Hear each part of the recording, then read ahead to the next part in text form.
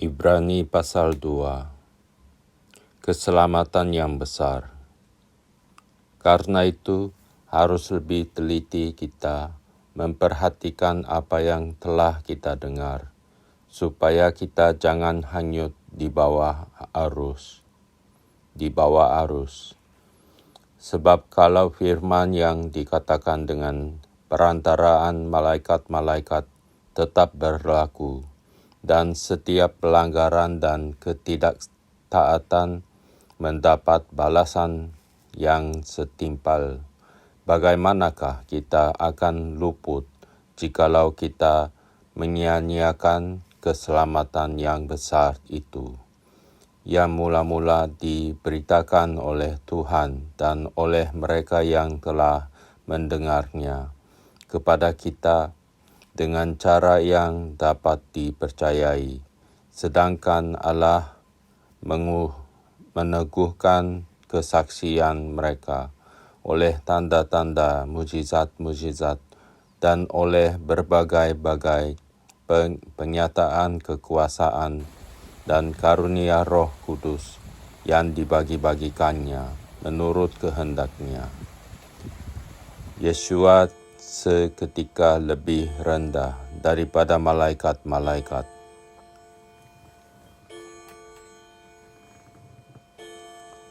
Sebab bukan kepada malaikat-malaikat telah Ia taklukkan dunia yang akan datang.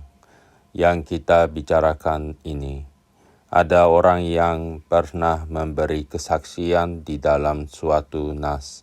Katanya, apakah manusia sehingga engkau mengingatnya, atau anak manusia sehingga engkau mengindahkannya?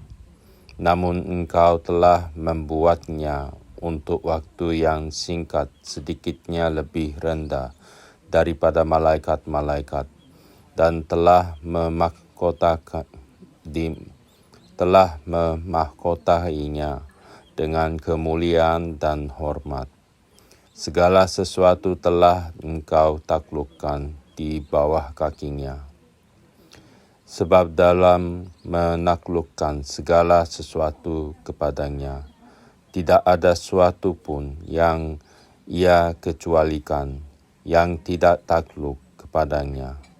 Tetapi sekarang ini belum kita lihat bahwa segala sesuatu telah ditaklukkan kepadanya.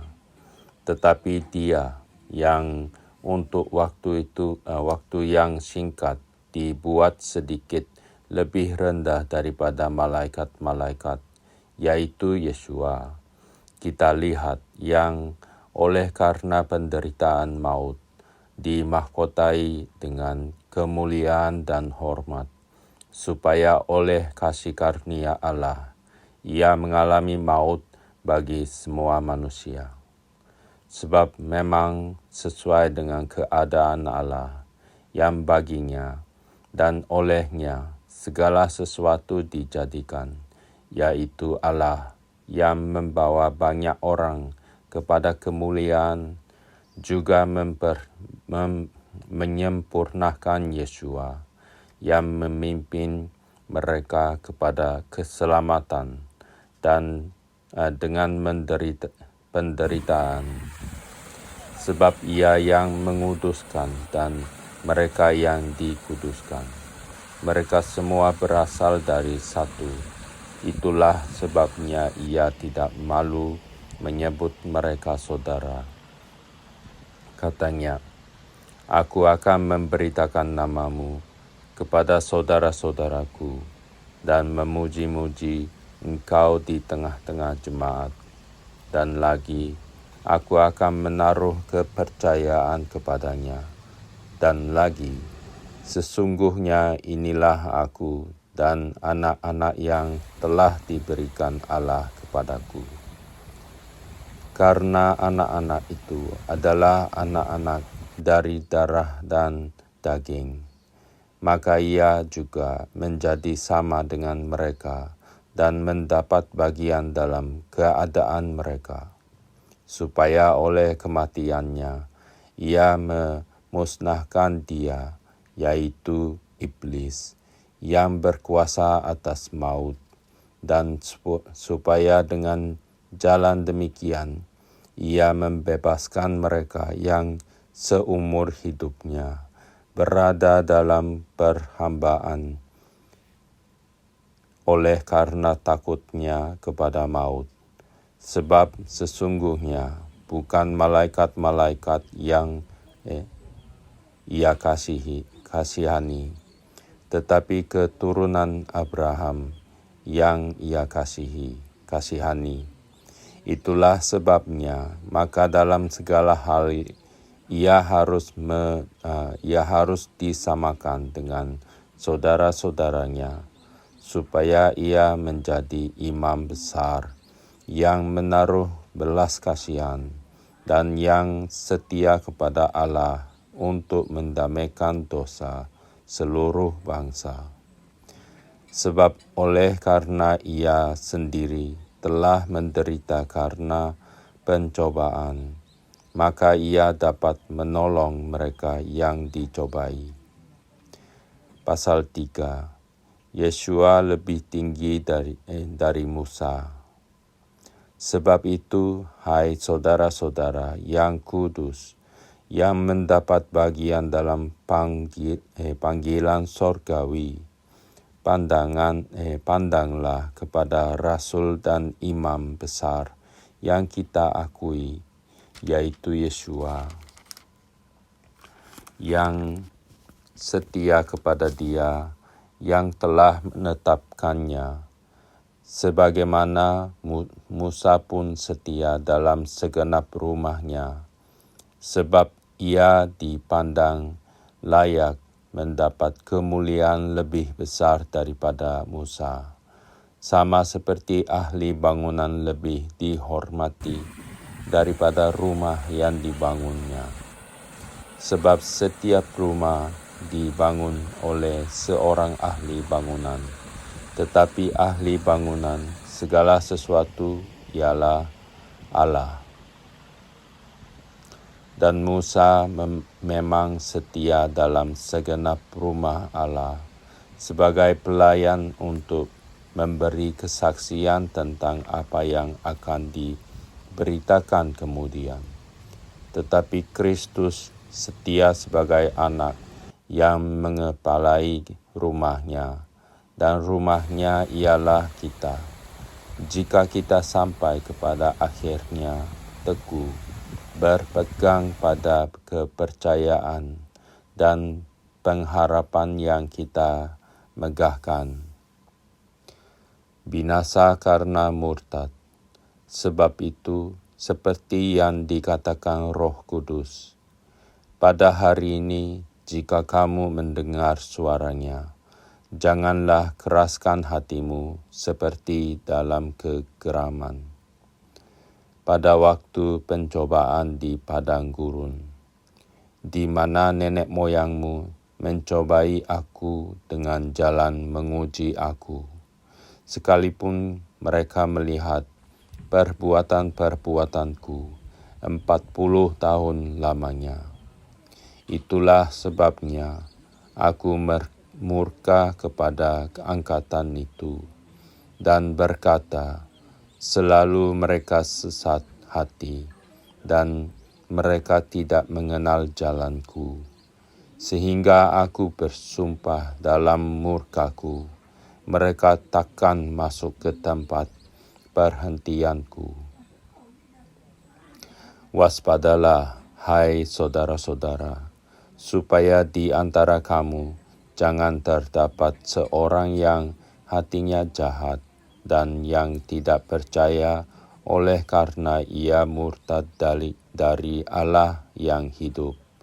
Tetapi nasihatilah seorang akan yang lain setiap hari, selama masih dapat dikatakan hari ini, supaya jangan ada di antara kamu yang menjadi tegar hatinya karena tipu daya dosa. Karena kita telah beroleh bagian di dalam Kristus, asal saja kita teguh berpegang sampai kepada akhirnya pada keyakinan iman kita yang semula. Tetapi apabila pernah dikatakan, pada hari ini jika kamu mendengar suaranya, janganlah keraskan hatimu seperti dalam kegeraman. Siapakah mereka yang membangkitkan amarah Allah, sekalipun mereka mendengar suaranya? Bukankah mereka semua yang keluar dari Mesir di bawah pimpinan Musa? Dan siapakah yang ia murkai 40 tahun lamanya? Bukankah mereka yang berbuat dosa dan yang mayatnya bergelimpangan di padang gurun? Dan siapakah yang telah ia sumpahi bahwa mereka takkan masuk ke tempat perhentiannya? Bukankah mereka yang tidak taat? Demikianlah kita lihat bahwa mereka tidak dapat masuk oleh karena ketidakpercayaan mereka. Pasal 4. Hari perhentian yang disediakan Allah. Sebab itu, baiklah kita waspada, supaya jangan ada seorang di antara kamu yang dianggap ketinggalan, sekalipun janji akan masuk ke dalam perhentiannya masih berlaku, karena kepada kita diberitakan juga kabar kesukaan sama seperti kepada mereka. Tetapi firman pemberitaan itu tidak berguna bagi mereka, karena tidak bertumbuh bersama-sama oleh iman dengan mereka yang mendengarnya. Sebab kita yang beriman akan masuk ke tempat perhentian seperti yang ia katakan. Sehingga aku bersumpah dalam murkaku, mereka takkan masuk ke tempat perhentianku, sekalipun pekerjaannya sudah selesai sejak dunia dijadikan.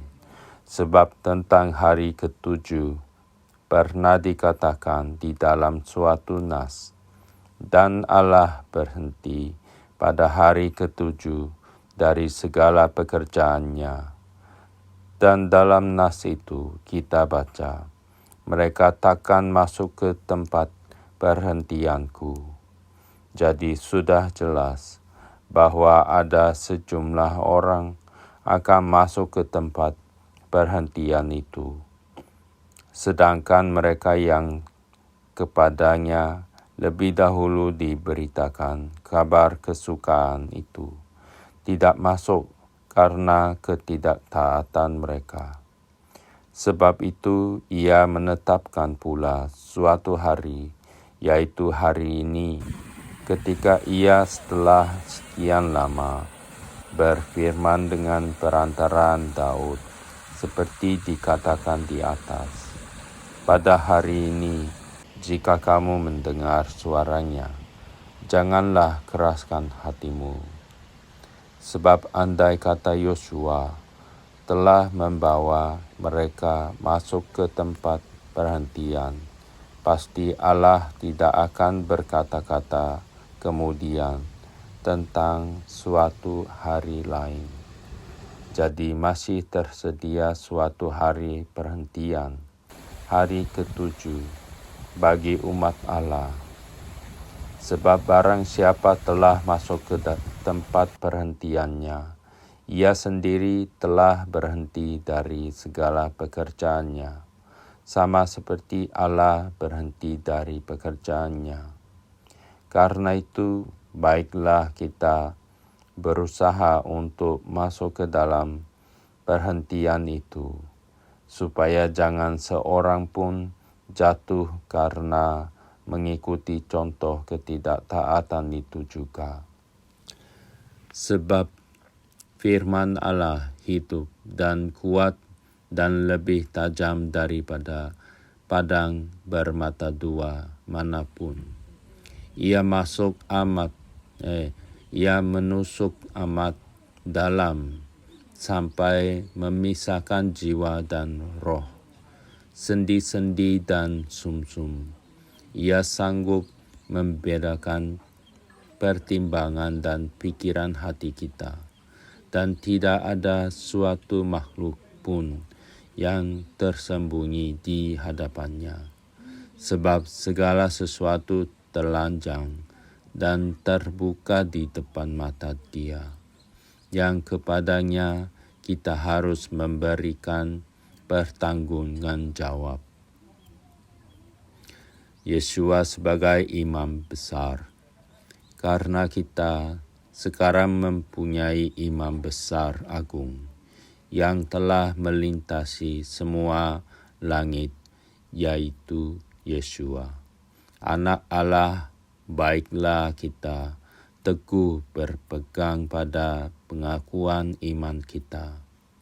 Sebab imam besar yang kita punya bukanlah imam besar yang tidak dapat turut merasakan kelemahan kita. Sebaliknya, sama dengan kita, Ia telah dicobai, hanya tidak berbuat dosa.